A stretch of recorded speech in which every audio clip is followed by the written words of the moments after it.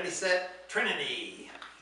We're coming at you with another wonderful heart energy, explaining exactly how you can get the sensation so that you can meditate with us on Wednesday night. If you don't know by now, we do it every Wednesday night, and you could be a part of changing the world. You can join us in this meditation and empower the sensation of all these different energetic qualities into the consciousness, making it easy for somebody who's never thought about being dedicated or committed or full of generosity to suddenly feel that energy, and maybe they'll step into it. That's how we get more light on the planet, more people choosing to step into a quality they've never had before. Tonight, we're doing the most important energy, completion. I'm kidding, it's not the most important energy, but it does determine whether something actually sticks in your life. If you don't complete with a particular energy, then it's just a really cool meditation that you do for a week, and then you forget about it and you go back to being whoever you were before. Completion kind of seals the deal for a lot of energies. So it's important, so we need to find a sensation for it. I have several videos that we've done in the past. You can go back through our back catalog and look at them. And they're all very important. They make good points about completion. But the thing I want to focus on tonight is that completion is not just finishing something. That's what we think. We have a tendency to wait till there's a problem, and then we try really hard to finish off that problem, and we say, yay, completion. But completion should be a force that operates in your life consistently and constantly, like a sewing machine or a machine gun or something, where each cycle brings it back around to the next cycle. Every bullet you fire loads another bullet. Every stitch you make gets ready for the next stitch to come the other way. Those sort of continuous examples of completion are what we want to focus on. If you're walking up a set of steps, then every step is a completion, and every step gets you ready for the next step, which gets you ready for the next step. Completion is not just when you make it to the top or the bottom of the stairs. It is the thing that propels you all the way through that journey. That's the kind of completion we want to feel tonight, and I have a really simple self-defense technique that I think will give you the sensation that we're talking about.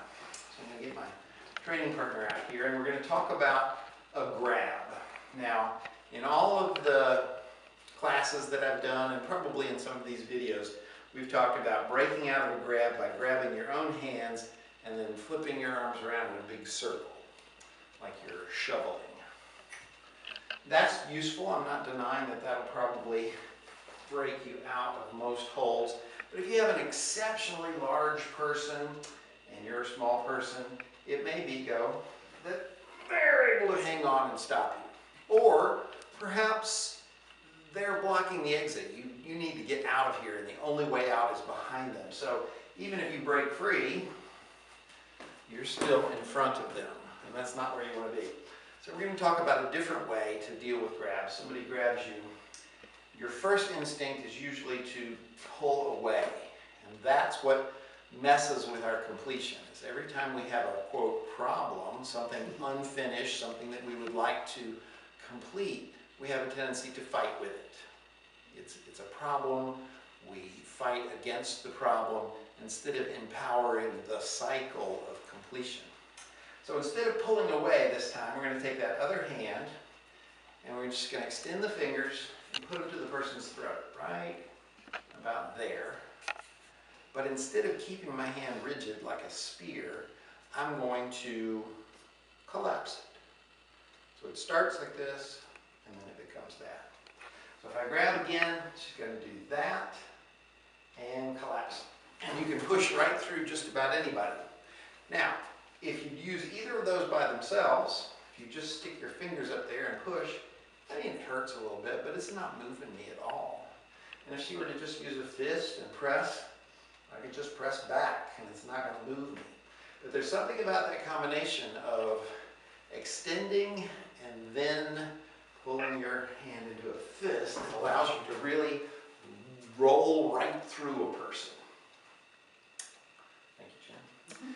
This is because this action here is exactly what you do with completion. Whenever you have a problem, instead of fighting with it, instead of pulling away from it, extend your energy into it.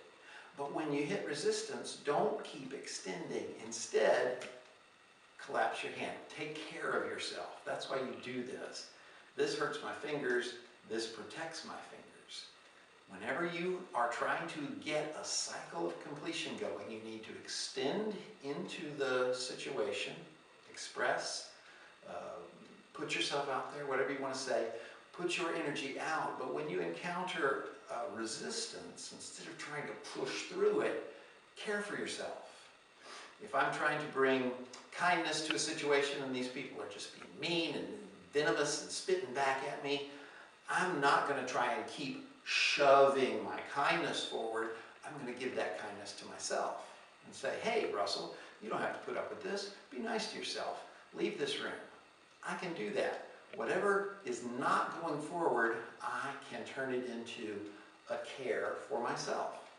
That's all that's required. If you're trying to bring efficiency to the situation and you're not getting a lot of traction and nobody's joining you in it, give the efficiency to yourself. Say, here's this gift. I was trying to extend it, but now I'm going to draw it in. I'm going to give it to myself. Caring for yourself with the same energy you were trying to extend creates that cycle.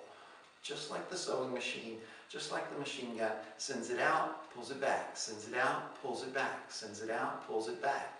If you practice this a lot, this extend and then hold yourself, care for yourself, extend, care for yourself, extend, care for yourself, you are starting that cycle of completion so that it becomes more than I've got a problem, I want to finish this project tonight.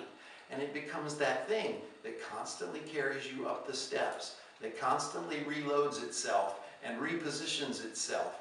It is a moving force in your life if you spend a little time practicing this idea of extend and then care.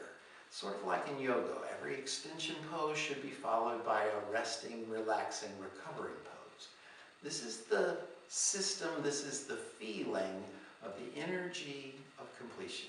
If you think this stuff's cool, stay tuned for more Trinity.